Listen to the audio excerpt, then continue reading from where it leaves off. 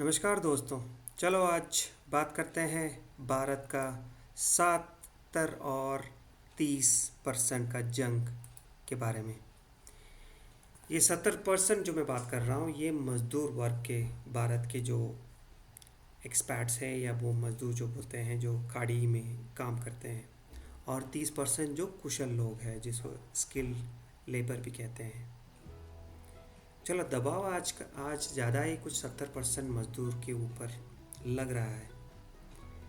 ये जो 30% जो है वो आराम से अपना लैपटॉप उठाते हैं और वर्क फ्रॉम होम का एक सुविधा उनको मिल जाता है, और बैग लेके जो पहला फ़्लाइट मिल गया निकाल के आ गए बस। लेकिन ये 70% जो मज़दूर वर्ग भारत के लिए सिर्फ एक आबादी नहीं है, बल्कि देश की आर्थिक रीढ़ की हड्डी है। अगर 70% को वापस लौटते हैं तो सोचिए भारत का जो इकोनॉमी के ऊपर कितना बड़ा दबाव होगा।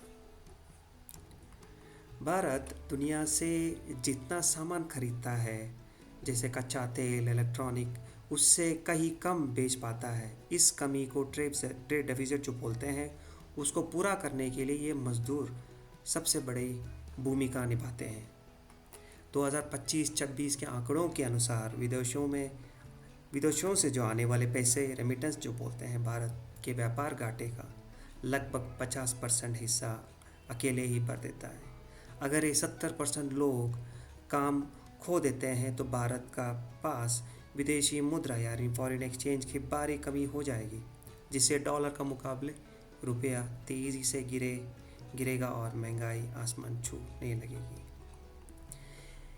एक स्किल्ड प्रोफेशनल अपनी मर्जी और कैरियर के लिए विदेश जाता है, लेकिन एक मज़दूर मजबूरी में जाता है। एक औसत मजदूर गाड़ी के लिए 60,000 से लेके 1.5 लाख तक का कर्जा लेता है। अगर जंग के वजह से वो 3-4 महीने में ही वापस आ जाता है तो वो न केवल बेरोज़गार होगा, बल्कि उस पर भारी कर्जा होगा। इससे ग्रामीण या गांव के इलाकों में ज़मीन गिरवी रखने और संकट का खतरा बढ़ जाता है।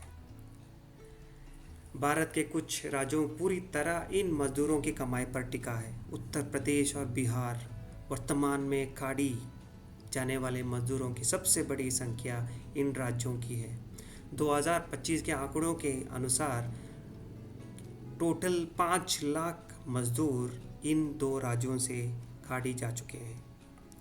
केरल जैसे राज्यों में तो फिर भी अपना एक इंफ्रास्ट्रक्चर बना लिया है, लेकिन यूपी बिहार के गाँवों में स्कूल की फ़ीस से लेकर छोटी छोटी दुकान तक का पैसा इसी खाड़ी की कमाई से आता है।